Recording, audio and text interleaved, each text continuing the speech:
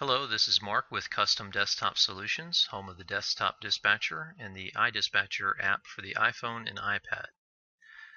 This video is going to demonstrate creating a work order on the Desktop Dispatcher Pro and then synchronizing it to the iDispatcher Pro app on an iPhone 4S.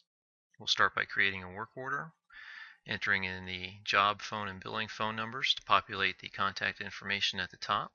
We can also build a work order based on the address if we choose. We'll enter in what needs to be done.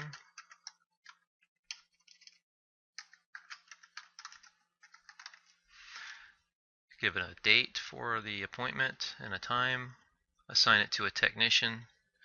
And just like that, the work order is built. You'll see that the service history is populating right on the work order as you build it, with links to take you to the detailed information. We'll go ahead and make this job available to synchronize with the technician, who would then open up the iDispatcher app on his iPhone, click Sync with Desktop. We're going to choose the manual connection option and start sync. Now this process requires some port forwarding to be set up on your router and firewall, which we're happy to help you configure. And just like that, once the synchronization is done, we can tap on the done signal and we'll see that the app now has our work order that we created on the desktop, as well as the blank work order that was already on the app.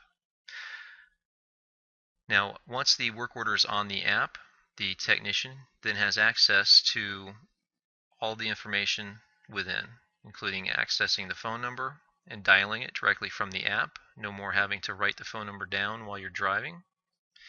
They can tap a button to enter parts used on the job from a pick list that'll populate with the onboard inventory. Just enter the quantity and part number. The app will pull out the description and price for you. You can also add up to 10 non-inventory items in a separate layout that will also sync back to the desktop. The app will let the user insert notes, tap to record audio recordings, tap and insert a picture, and also get maps right to the job location.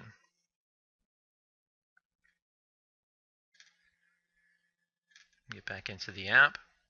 The technician can also edit some of these fields for the start time and arrival time by tapping into the fields. They can insert a signature. Customer can sign right on the screen.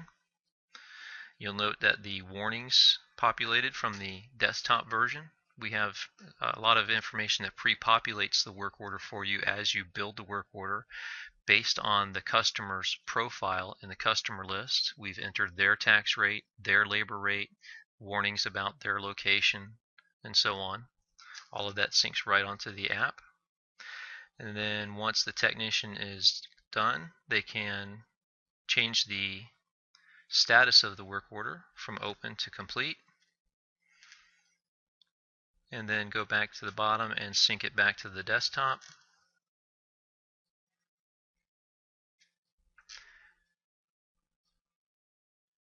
And just like that, all of the information that was entered on the app will now be on the related record on the desktop.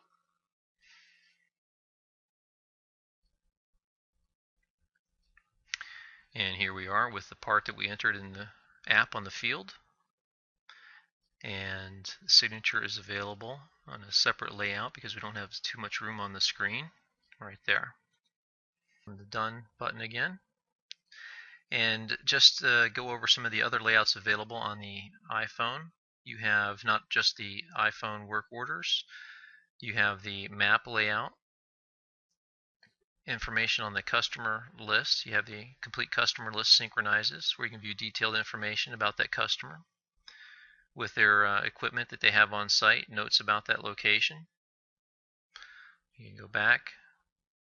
You can also select other layouts like the service history. If you wanted to view the service history, you can either tap on this layout, or from the app itself and the layout for the work order, the service history is also available on the bottom of the work order. So just like that, you can see the service history of everything that's been done at that location right in the app. Technician has all of that information available to them. And this is not cloud-based technology, by the way. This information is being synchronized back and forth so that once the synchronization has happened, you no longer need an internet connection to view this data. The technician can also send full 8.5 by 11 PDFs right from the iPhone. Let's demonstrate that from a work order. Right from the work order, there's a PDF button. They have the option to send an invoice or a work order. The work order will not show pricing, the invoice will. And we're going to just say we used inventory items, which takes us to the PDF layout, allowing us to preview it. You can also customize the header of the PDF on the Pro version to not only show your company contact information in the top cell here, but you can also insert photographs or images such as a logo on the left and the right of the company header. From here, though, you can preview the PDF that you're going to email the client or the customer. And when you're satisfied, click on the email button. Now, the app doesn't like to be laid down while it's sending an email, so I'll stand it up and hit the button again. You'll notice it'll open up the onboard email client, giving you the option to attach a PDF of the record. You can also edit the text of the body here, but we're just going to hit send, which opens up the iPhone default email client, giving you access to your contact list to add other recipients. We're automatically CCing the office with a copy of the work order, and we send it. And we can go back to the iPhone layout. I just felt the phone vibrate. We've got the email already. Here it is. We can tap on the PDF, and there's the work order we just emailed ourselves. And that's it. We hope you enjoy the features that we've built into the Pro version. If you want to try out the demo version of the desktop dispatcher, we'll be happy to help you set up the port forwarding required to allow the synchronization to take place. If you have any questions, please feel free to call us at 561-714-5240 or email me, that's Mark with a K, at customdesktopsolutions.com. Thanks for watching.